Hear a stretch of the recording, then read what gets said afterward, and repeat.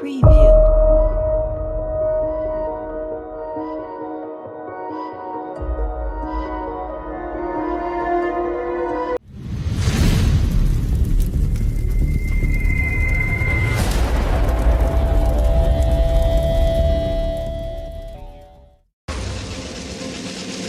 Tonight on Encounters, The Hidden Truth. These things were just flying all over.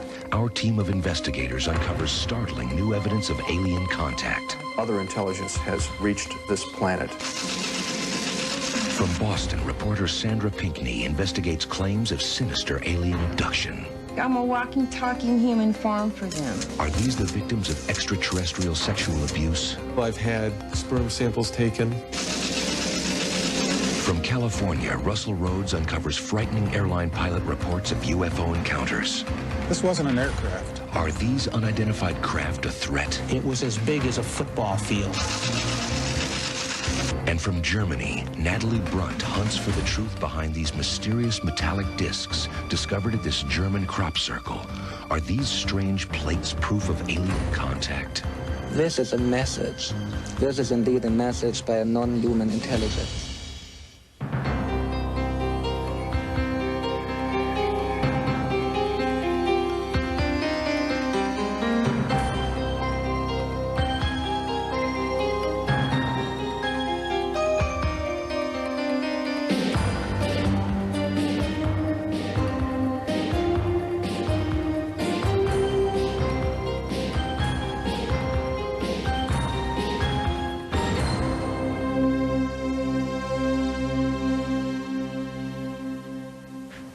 Good evening, and welcome to Encounters, The Hidden Truth.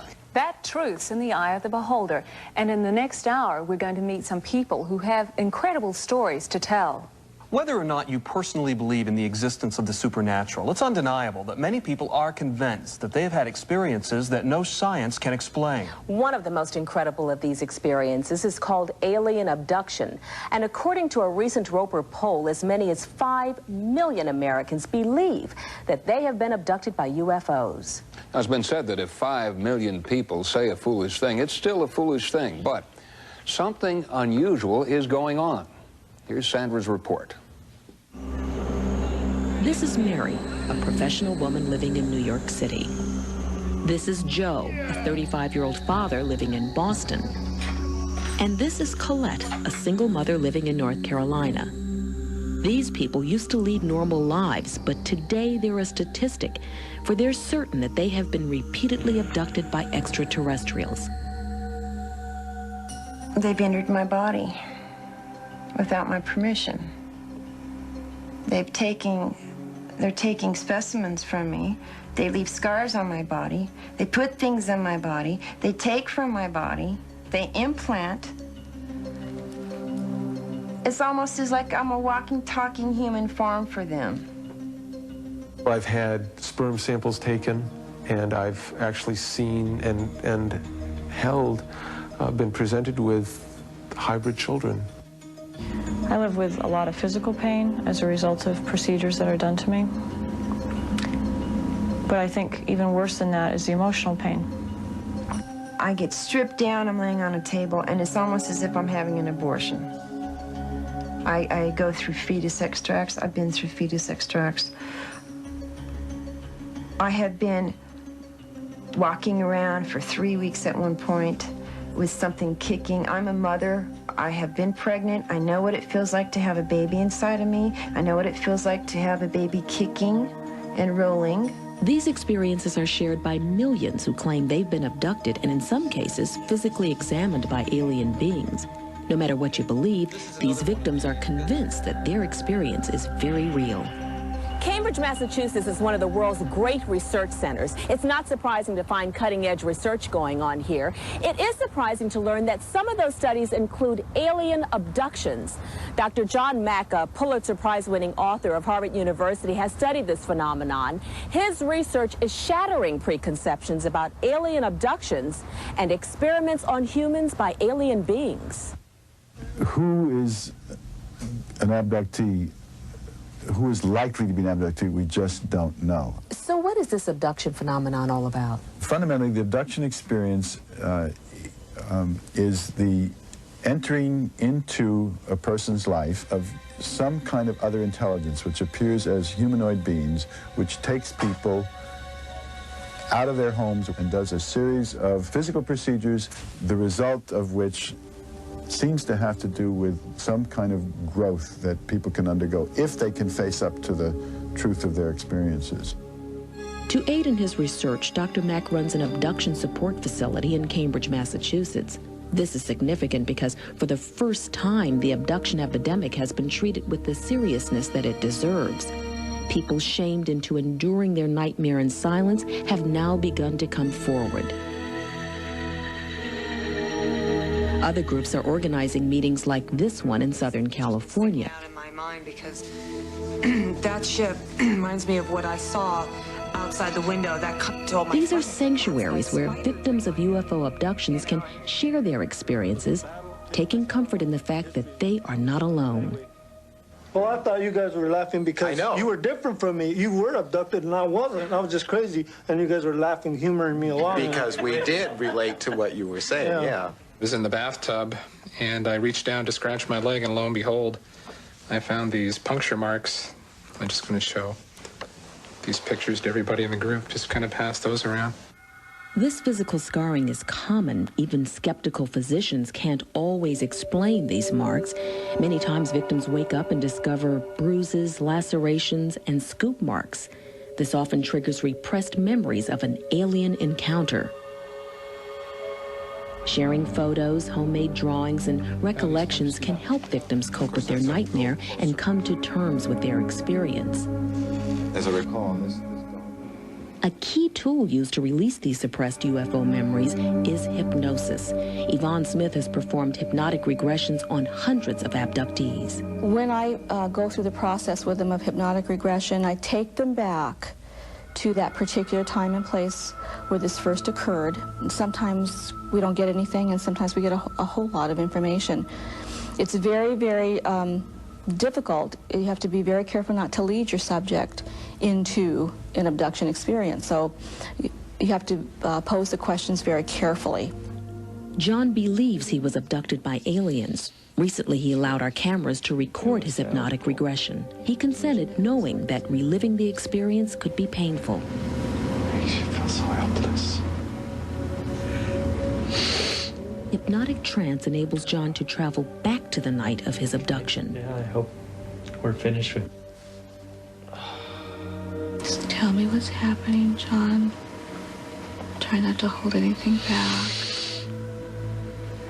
No, I'm just lying there trying to recover from this. John recalls a painful experience when alien creatures forced him onto a table so they could perform excruciating experiments. I was surprised to learn there was a sexual component to these procedures. That involves the taking of sperm samples from the men, the taking of eggs from the women, sometimes the re-implanting of an egg that has been altered in some way. Women experience that a fetus is grown inside of them. The fetus will then be removed in a subsequent abduction. They feel that they are being used for some kind of breeding purpose. And for 3 weeks, I walked around with something inside of me, kicking and rolling. And I'm saying to myself, thinking I'm crazy the whole time, but knowing I'm not, they're running another experiment on me. They planted another baby inside of me. In one of my experiences, a taller being handed me a female child that was mine. And it was the most human-looking one I've ever been given. And it was definitely mine. It was the result of an egg that they had taken from me. And there was an unbelievable bond to that child, particularly because it was more human-looking than the other ones that I had been handed before. All I did was hold the child. That's all I did. And cried, because I knew it was going to be taken away. Yes, I've definitely had the feeling that the infants I've been presented with were in some part my own. I want to understand. I want to be able to hold these infants. I want to be able to know these. Who are these people? I want to know.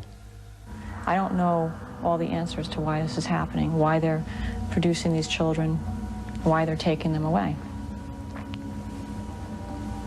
And it's that uncertainty and not knowing what's going to happen there's a piece of me out there, there's a piece of me, my soul out there somewhere that I don't know what's happening with it. And that's hard. Millions of abduction victims look for an explanation. Are they part of a mass hallucination or targets of a bizarre experiment? While waiting for an answer, they also wait for a little compassion. But the hardest part of all of it has been how society treats you. That's the scary part. The way people look at you, the way people ridicule you because you don't fit the norm. You want to hold on to another human being. You want compassion. You don't want sympathy, or I don't. You want understanding. We can't force anyone to believe us, but please be considerate of the fact that we are living with something and living through something that causes a tremendous amount of pain, a tremendous amount of trauma, and we still have to live our day-to-day lives. We still have to get up and go to our jobs and pay our bills and have our families and do all the things that everyone else does. If even one of these thousands of people have undergone this experience, then something beyond our comprehension might be taking place, something with grave consequences for the future. Sandra, you know there's been some criticism of the techniques used to recover these repressed memories. That's right, John. Some researchers have been accused of manipulating their hypnotized subjects, but there are many, many people involved in investigating this phenomenon. And the fact that these people all report just about the same experience suggests that something is definitely going on. And the research undoubtedly will continue. Encounters will be back in a moment. Coming up, Natalie Brunt hunts for the source of two strange metallic discs found at this crop circle. I have never seen metallic plates like this. Is this a form of alien contact? This is indeed a message by a non-human intelligence. They're called crop circles, huge geometrically perfect shapes that literally appear overnight carved right out of farmers' fields. Some believe they're UFO landing pads. Others think they might be some sort of cosmic road sign. And of course, many people just think they are hoaxes. Recently, the story of these crop circles took a dramatic turn. For the first time, physical evidence of their creation may have been discovered. At first glance, they look like ancient Roman dinnerware, but some believe they are something far more dramatic, extraterrestrial artifacts left behind by the crop circle's mysterious creators. The plate is like a map, the map of the crop circles. You know, the same signs you saw on the fields, you saw on the plates. These are ancient, sacred symbols. And in my opinion, the phenomenon appears to reawaken our hidden memories of these ancient symbols of communication, to tell mankind that we are really entering a new age, the age when the gods return. All indications are that this is part of a pattern of powerful, unusual intelligence showing itself on the planet. Is an alien power drawing messages on a canvas of grain? Are these circles an elaborate global hoax? Our story of the latest development in this mystery begins on the morning of July 20th, 1991, when jogger Hans Slan discovered these patterns carved into the wheat fields of Grasdorf, Germany. 150 feet long and 50 feet wide, they were inscribed with ancient symbols that appeared to be in the lost Celtic language. This is a message. This is indeed a message by a non-human intelligence. After receiving a telephone tip, local journalist Claudia Briebach was one of the first investigators to arrive on the scene. She immediately ordered a series of aerial photographs for analysis. They were just huge. They were really amazing because they were so huge, and I first thought it couldn't be a human being doing this. If it's a human being having done this, it's a genius, really. Because I think it was about 100 meters long, and the circles were exactly made, and it was really beautiful. Our investigative team invited German researcher and author Michael Hessemann to analyze the origins of the Grasdorf circles.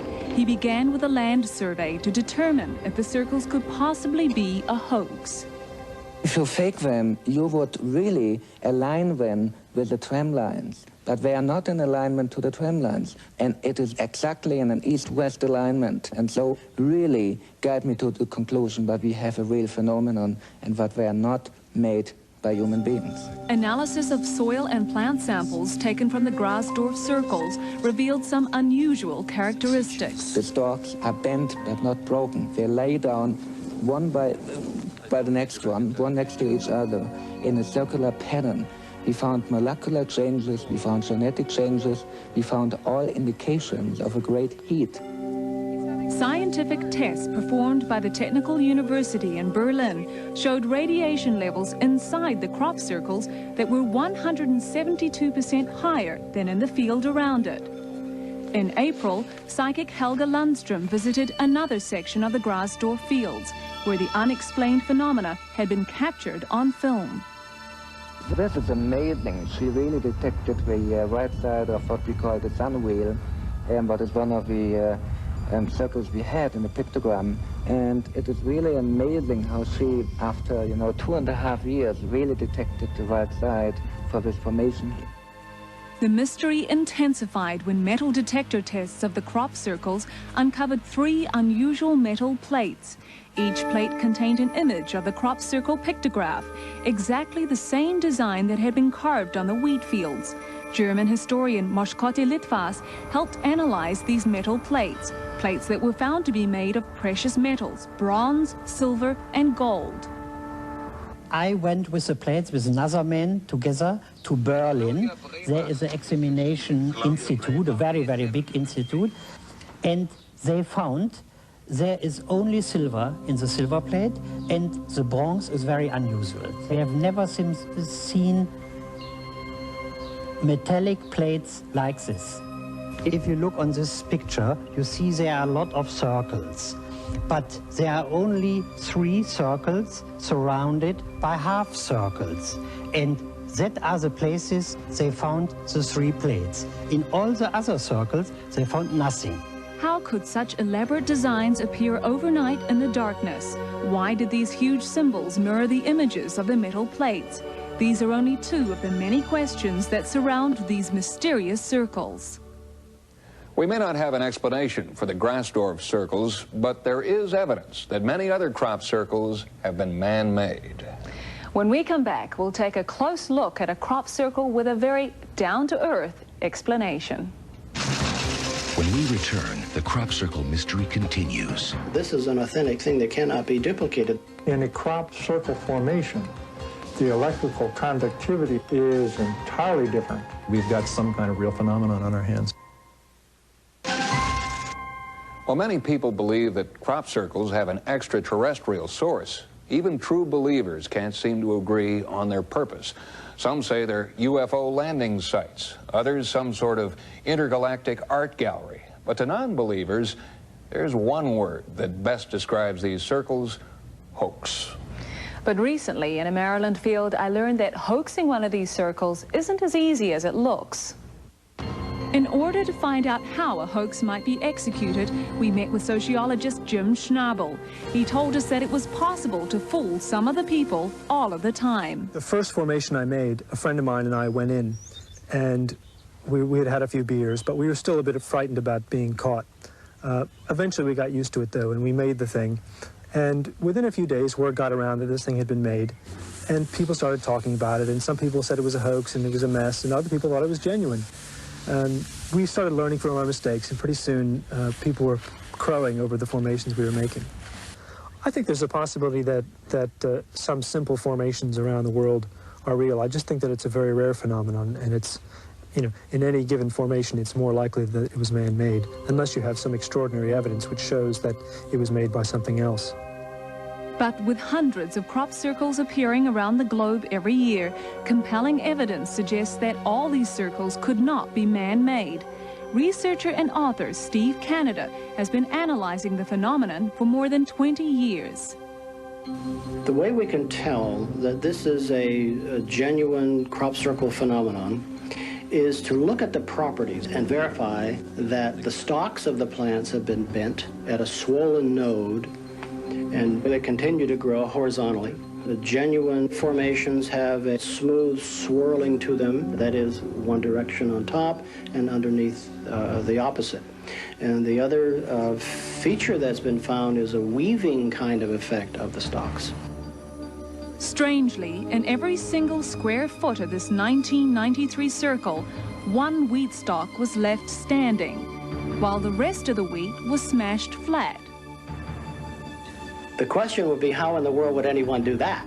This is an authentic thing that cannot be duplicated. The British Army's tried. The British Army's been very serious about this. They have tried to reproduce what they have found, and they haven't been able to do it. Laboratory tests done on the crop circle stalks and seeds reveal mysterious cellular alterations within the grain. University of Michigan professor and biophysicist Dr. W.C. Levengood analyzed these plants and drew some interesting conclusions.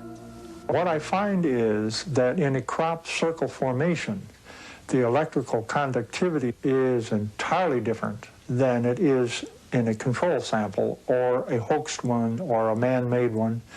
These intercellular changes that I'm talking about would be absolutely, there's no way I know of any technology that could go out in the field and replicate this over a circle that's 80 to 100 feet in diameter. Excited by these new findings, astrophysicist John Burke did a series of electrostatic readings on fresh crop circles. We did experiments last year which showed that at least some of these electrical changes cannot be produced by people knocking crop down. So regardless of what percentage of these things may be produced by people, there's quite a few of them out there that aren't. And so very definitely we've got some kind of real phenomenon on our hands, yes. If these elaborate designs are not created by a man-made technology, then who or what is responsible? The answer to that question continues to elude investigators. Natalie, when you were examining these circles, what conclusions did you come to? Well, John, with enough manpower and enough time, you can make a crop circle. But these gigantic, mathematically precise circles always appear overnight. And in most cases, no evidence of a hoax has been found. No tire tracks, no footprints, nothing. And Encounters will be back in a moment. As a journalist and as a pilot, I've heard about things pilots have seen but simply cannot explain. Though I've never seen a UFO, I believe these witnesses are reliable and their stories quite credible. Recently, Russell Rhodes investigated some of these aerial encounters. Russell? John, many pilots are frightened. Encounters has learned that not only have they seen UFOs in the air, they've been pressured into remaining silent on the ground. But now they're finally beginning to come forward. Here's my report. It happened on the night of November 17th, 1986, 35,000 feet over Alaska. A pilot from Japan Airlines reported seeing a UFO 2 times bigger than an aircraft carrier, flying dangerously close to his plane. He alerted air traffic control. This is the actual tape of their conversation that night. Keep a good track on there, and if you can pick up a code, verify that you do not have any aircraft operating in that area. No. That is firm. We do not have anybody up there right now. Can you give me the position of primary you're receiving? The pilot tracked the enormous UFO for 10 minutes, and then it vanished into the night stars. Shaken, the pilot completed his scheduled flight, only to learn that he was grounded. He is not alone. Air traffic personnel are pressured into silence as well. This controller, who has tracked UFOs on radar, feels strongly that authorities such as the FAA do more than just discourage the filing of UFO sighting reports. Only on the condition that his identity not be revealed did he agree to talk to us. Do you think there's actually a system in place to discredit people who might come forward? Yes. There was one in Fairbanks that the controller saw something up to the north, and he reported it, and they made him look like an idiot. And he said, hey, forget it. I'm dropping the paperwork. I must have been mistaken. You know, some people who see this might think you're seeing things. What would you say to that? I know what I saw. And if they would choose to say that it was something different, they weren't there. Dr. Richard Haynes, a retired NASA scientist who documents these sightings, helps pilots fight back. he defended the Japan Airlines pilot. Captain Taruchi followed the book. He did everything by the book. He reported the phenomenon, which were multiple objects, by the way, not just one. He kept the airplane in control at all times. He had multiple eyewitnesses in the cockpit, and even at that, he lost his flying status. The chief medical officer for Japan Airlines told me Captain Taruchi was asked to stop his flying duties because the airline did not want to have pilots flying their airplanes who were seeing visual illusions. Even the FAA did not dispute Captain Taruchi's claims because air traffic control had confirmed the UFO on radar. Japan 1628 at register. I'm picking up a hit on the radar, approximately 5 miles in trail, your 6 o'clock position. Do you concur? They were very rational at the time when they landed at the airport. There was no appearance of any kind of drug or alcohol abuse or anything like that. They're very sincere about their situation and their descriptions. And basically, we have no reason to doubt them with regard to what it is they say they saw. But it was Dr. Haynes' extensive database of similar cases that helped Taruchi get his job back. I went to bat for him, and I persuaded them, I think, that Captain Taruchi is not all that unusual because of all these other cases that I have. Second, that the objects he saw are not all that unusual, as bizarre as they seem to be to most people. And third, he's a good pilot. Aviation pioneer Dick Russell's distinguished career includes 26 years as an air safety chairman and 5 years as spokesman for the Airline Pilots Association. He's flown virtually every passenger plane made since the DC-3. In the fall of 1956, Dick Russell was flying as a co-pilot when his flight captain pointed out the window. And I looked up and I saw an object which was saucer in shape. It was approximately 50 or 60 feet in diameter. I was stunned and I said, "What is that?" And about that time, it zoomed across in front of my windscreen and stopped and then flew off at about a 45-degree angle, very high speed. I said, "What in the world was that?" He said, "Well, now you've seen one." But he says, "You can't tell anybody because they think you're nuts." Ridicule and humiliation have been a constant for pilots ever since they first began to report UFO sightings during the Second World War. By the 1950s, although sightings were becoming more common, filing reports became a rarity. The phone will ring one night, and here's a senior captain of an airline who says, "Gee, I've got to tell somebody my story." And then when I assure him it'll be confidential, which it always is if he wants, this wonderful story comes rolling out. With well over 2,000 cases in his computer database, Haynes has found a remarkable consistency in the descriptions of these objects. I have wonderful cases of the airplane is like here, and the object will be off the left wing, and then it'll hop over to the right wing. One very interesting case I investigated involving a commercial transport flying across the country at night. The captain told me that he was on autopilot flying at cruise altitude and cruise speed when all of a sudden the airplane began to fly by itself to deviate off, I believe, to the left-hand side. The alarmed pilot noticed that all 3 of his compasses were pointing to different headings. Then he saw a bright object hovering by his left wing. He observed it for several minutes before it darted off in a flash. That pilot did not report the sighting and spent years not talking about his UFO experience. Here in Los Altos, California, though, we found him. Neil Daniels is retired now and no longer silent about what he saw almost 20 years ago. Air traffic control in Boston said, United 94, where are you going? And so I said, well, when we figure this out, I'll let you know. Whatever it was, it did cause a disruption in the magnetic field around the aircraft to the point where it did pull the aircraft off course. The airplane is the focus of attention of the phenomenon for some strange reason, not the other way around. Later on, I mentioned it to my boss, and he gave me a ration about, well, bad things happen to people that have sightings like that. Neil Daniels wasn't sure what his boss meant by bad things, but bad things do sometimes happen to those who file UFO sighting reports. Pilots know now that you can make reports all day long and nothing will be done about it, nothing will be investigated. They'll take your report and they lose it immediately. Military pilots have made reports many times. They've chased them. They have been sent out to chase it, to find out what they are. They come back with reports, and it's as far as it ever goes.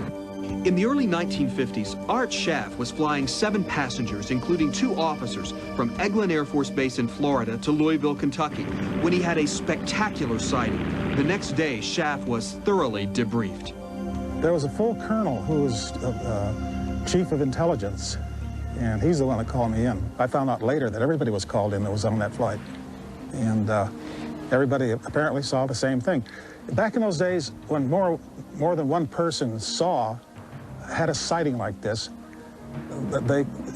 they used mass hallucination as a possible answer to the whole thing.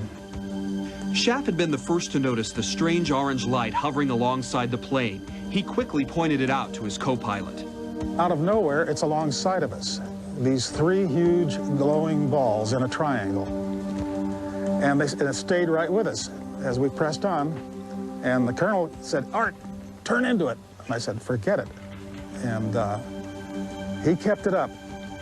So I very gingerly dropped my left wing into this, whatever it was, and it just took off like a streak. Dr. Haynes showed us case after case of other pilot sightings, all with minute detail about the encounters. Of course, many pilots don't believe in UFOs, but Dr. Haynes will often persuade them to carry his sighting forms along with them. And that will sometimes lead to a late-night phone call from an excited new believer. And he says, "Dr. Haynes, you're never going to believe what just happened to me over Lake Michigan." And I said, "Phil, what do you think you saw?" He said, "There's no doubt in my mind that's a vehicle from outer space. Nothing could do what it did. It was as big as a football field," he said. 50,000 people could be on that thing. It was so big. And he showed me, moment by moment, as he's sitting in this position at first, where the object seems to be imaged on the windshield throughout the entire sighting. It disappeared behind the post here. It reappeared. It's a real object. It seemed to be under intelligent control. It had structure to it. They felt a slight shock wave at the nearest point when the object was doing its turn and then going away. By the way, he did not report this case to the authorities. He kept this to himself. Dr. Haynes says he wonders how many other pilots out there are just keeping it to themselves. One has to ask the question, when will there be a system in place that will allow pilots to file UFO sighting reports without fear of being grounded? There are other questions, too. What are these objects? This wasn't an aircraft. You know, been around too many of them. Optical illusion, 7 people saw it. You place your trust and your life in the hands of a pilot every time you climb on an airplane. But there have been too many sightings by people that, well, have some credibility to put it off forever. Can you honestly believe that this vast space that we have out here, with as many heavenly bodies that are up there, that we're the only people? Doesn't seem possible to me. It seems clear that pilots have been coerced into remaining silent about potential hazards they have encountered while flying. And this is dangerous for them and their passengers when we put our lives into a pilot's hands. Flying is a serious business, and pilots are completely informed. The price for covering up the truth just might be paid in human lives. Encounters will be back in a moment. The modern era of UFOs began in 1947 with a series of dramatic sightings that culminated in the Roswell incident. According to many experts, a UFO crashed in New Mexico and a government cover-up began. As we're about to see, that cover-up may still be going on, and it isn't confined to just the skies over Roswell. Recently, in response to constituent pressure, Congressman Stephen Schiff of New Mexico tried to retrieve records pertaining to the Roswell incident. That was the beginning. I thought this would be a very routine matter, that I would request from the Defense Department their records. They would provide me what they could. I'd give it to the constituents who asked for it, and that would be the end of it. Unfortunately, this has been anything but routine so far. Physicist and noted UFO researcher Stanton Friedman has been following the Schiff investigation since its onset. He wrote a detailed request, 3 pages long, to the Secretary of Defense, Les Aspin, last year, asking for a full report and briefing on the Roswell story, because many of his constituents claimed that it was being covered up. Instead of getting a response that he expected, he suddenly hears from an Air Force colonel in the Pentagon saying, oh, the Roswell, all that UFO stuff is over at the National Archives. The National Archives says we don't have anything. I couldn't begin to tell you why the Department of Defense has acted in this fashion. This is the first time that I can remember one agency simply referring me to another agency and washing their hands of the matter. And then in this particular case, the second agency, the National Archives, says they don't have anything. So this is beginning to look like a runaround. Michael Lindemann, founder of the 2020 Group think tank, believes he knows why the government is refusing to release its documents. There is very strong evidence, not only that other intelligence has reached this planet in numbers and diversity, but very strong evidence that our government, some people in government, know this and have treated it as a major secret. They did that for reasons which, I'll grant them, were probably good reasons. Today, they're stuck. They felt it was important to lie about it, and they've been lying for 50 years. And if a congressman is unable to uncover the truth, what chance does the ordinary public have? But since 1947, things have changed. Eyewitnesses own video cameras. Phone calls to emergency hotlines are recorded. And with persistence, we can gain access to extraordinary tapes like these. 911. We were just wondering, have you heard anything about these lights that are flickering up here in what is it, the east-southeast area? It looks like a string of Christmas lights that's way up in the sky. You are hearing the actual calls placed to a Western Michigan 911 line on March 8, 1994, following a number of UFO sightings. Police initially dismissed these sightings as an airplane, but local reporter Michael Walsh felt there was something more going on. I've spoken with individuals who purported to have seen this. I've spoken with scientists, with government officials, essentially everybody who could shed some light on what this was or could have been. And I've received just question marks so far. Okay, what do you have there, sir?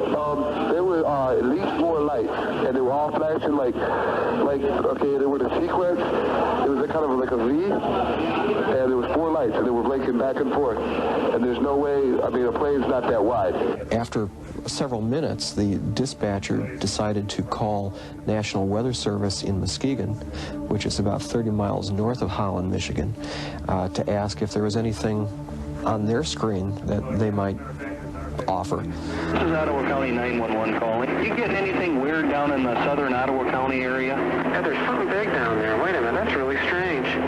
One of the people that called that I had happened to talk to said it looked like a bunch of cylindrical objects. Well, oh my God, what is that? They were going together and coming apart. Yeah, there's 3, and they're lengthwise. Now I'm getting 3 of them. They look like a triangle on my scope. They're very strong returned. They're spiking, so there's something pretty solid. It's not precipitation or anything, especially up at that height. We've tried to get in touch with as many sources at the National Weather Service as we can, including the radar operator. In the weeks since this event, we were told that the operator was on furlough and was unavailable. In fact, public authorities who witnessed the phenomenon, including a police officer dispatched to the scene, have been mysteriously unavailable for comment. But the evidence speaks for itself. And 2,000 miles away, more evidence was being captured on videotape. The location, Roswell, New Mexico. These things were just flying all over. They were doing incredible maneuvers. I saw a dark object that appeared like a cigar-shaped object that would zoom in between these. They almost looked like they were going to collide. They'd be coming this way, and this dark object would go right in between and then disappear in the clear blue sky. What they're doing is just like something I've never seen before. The maneuvers that they do. On the March 5th sighting, there's a half circle that automatically heads into a 45-degree angle. I've never seen a plane do that. I've never seen a bird do that. A balloon just floats in the air, so it couldn't have been a balloon. And it was way, way, way up there. Mutual UFO Network video analyst Jeff Sainio analyzed the Escamilla footage. Here we've got a daytime video. You can clearly see what's going on, and you also see multiple witnesses to this. You can hear them. You can hear children, and children are good observers, and they're terrible actors. I see it, it's right there. Others too. Encounters analysis of the Escamilla footage only deepens the mystery. When the footage is slowed down, one can clearly see some sort of superstructure on top of the object. And when a still frame is selected, enlarged, and then electronically enhanced, this unusual superstructure becomes even more apparent. It's obvious the Roswell UFO is no ordinary aircraft. This is clearly not a fake. There's too many people involved. It's not an aircraft because it's overhead for too long and silent. The closest possibility would be is a weather balloon, but based on the limited shape information I have, it doesn't seem to match that. And most importantly, both of these objects appear to generate whirlwinds out of the bottom, and that eliminates pretty much any conventional object. Public officials prevented from talking about events documented on both audio and videotape. A congressman denied access to official files. Pilots and air traffic controllers being pressured into remaining silent. The cover-up seems to be continuing. Keeping secrets is easy. You don't tell anybody. You make sure people are thoroughly investigated, and you make them sign agreements, and you learn very quickly that the penalties for breaking security include death, life imprisonment, forfeiture of all possible future benefits, heavy fines. Certainly, if we go back to the Roswell incident as an example, we know that there are people who were warned off very matter-of-factly, very distinctly. The mortician Glenn Dennis told, if you speak a word of this, someone will be picking your bones out of the sand. The sheriff, George Wilcox, told that if he spoke a word of what he'd seen, and he'd seen a lot, he would be killed, his wife would be killed, and his children would be killed. Now this can only be called terrorism. That story set the tone for almost 47 years of massive misrepresentation and cover-up. The question remains, how long can a cover-up hold before the weight of evidence washes it away? Here's the question you have to ask yourself. You can say, well, maybe the government knows something so terrible that they can't tell us. If that's true, then we are not living in a government of, by, and for the people. We have a right to know, to make decisions. We've entered a time in our history when the people hate government lies. Therefore, it's not just a question of telling them an uncomfortable truth, but admitting a very long-standing lie, which was aggressively defended. I put everything on the shelf because of this, because I know what we have. It's unidentified flying objects that we have on these tapes. I want the answer so I can go on with my life. One need only examine recent American history to find parallels for this pattern of government cover-up. But as we've also seen, the truth can be hidden for only so long. Encounters will be right back.